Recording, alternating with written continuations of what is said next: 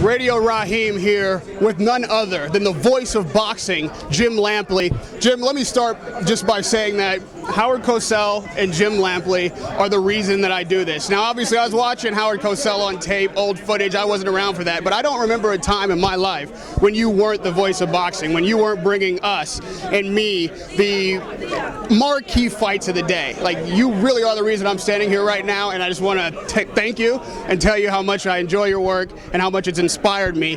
The question that I have right off the bat is, over all these years in boxing, how would you match this era of boxing up against the others you've seen? That's a complex question. One, thank you for all the compliments. I really, really appreciate that. Two, obviously, boxing's relationship to the public is constantly evolving. To a certain degree, we've been on the critical list for 120 years. You know, there's a constant frustration in the public mind about the sport of boxing, because while every other sport is built on abundance and regularity, you can read the schedule in the paper, you know what date the Super Bowl takes place, etc., etc. Boxing is about uncertainty and scarcity. The thrill of a great boxing match is that you weren't sure it was going to take place, that it might have taken, like Trinidad de la Hoya, years to negotiate, that it may, like Mayweather Pacquiao, linger in the mist for a long time, sort of out there. You want to touch it, but you don't know if it's ever really going to happen. And while that's frustration, and it creates a great deal of negativity about boxing, at the end of the day, it's the reason why our payoff is bigger than anybody else's payoff. It's the reason why when a great fighter like Manny Pacquiao or Floyd Mayweather works, he makes more money than anybody else, because scarcity breeds this overwhelming desire to see the one-time only event. That's what boxing is still to this day all about. Being that you brought up the scarcity of these fights, yeah, and the ones that we anticipate, we're standing here in Wild Card Boxing Gym, we're the home of Manny Pacquiao, with Floyd Mayweather's recent gauntlet thrown down, and Pacquiao's explanation that he wants a bigger arena. It seems that Mayweather has turned the public opinion in his favor finally. For quite some time, people were thinking that Mayweather was ducking the fight. It seems to be going the other way now. How would you weigh in on that issue? Well, Floyd made a brilliant move. He booked the May 5 date with the MGM Grand as a form of insurance against the legal system in Las Vegas. It paid off for him in the form of the ruling that he doesn't have to face his sentence until June, so that he can do his civic duty as a Las Vegas citizen and help earn millions of dollars for the city.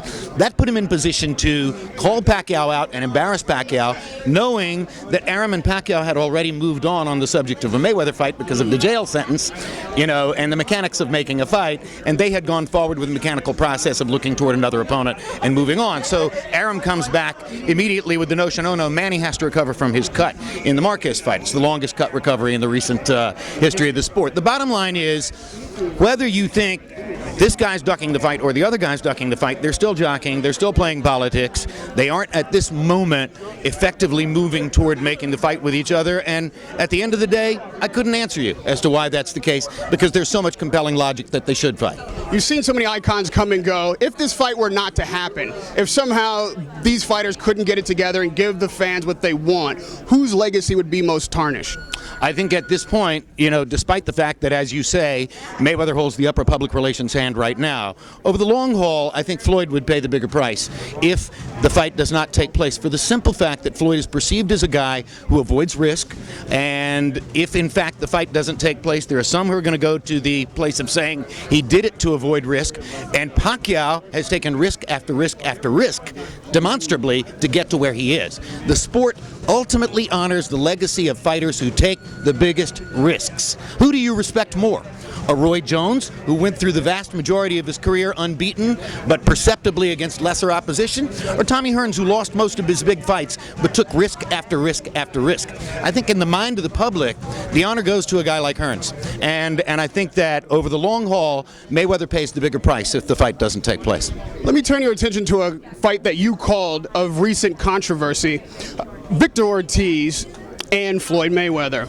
After the fight, you said that you felt that Floyd had put in there a cheap shot. It wasn't illegal. You called that correctly right on the moment. But you thought that Victor Ortiz probably had a right with complaint, although you should keep your protect yourself at all times. Now the Nevada State Athletic Commission called him before them. They held his license. He was forced to testify.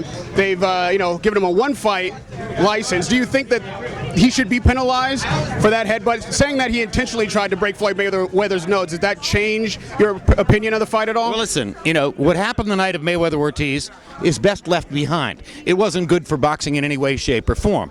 The wonderful thing about what happened, however, is that you can blame any party you want. You can blame Ortiz for melting down emotionally and making an ass of himself for trying to butt Floyd, and then clumsily trying to follow it up with a kind of gesture that didn't make any sense.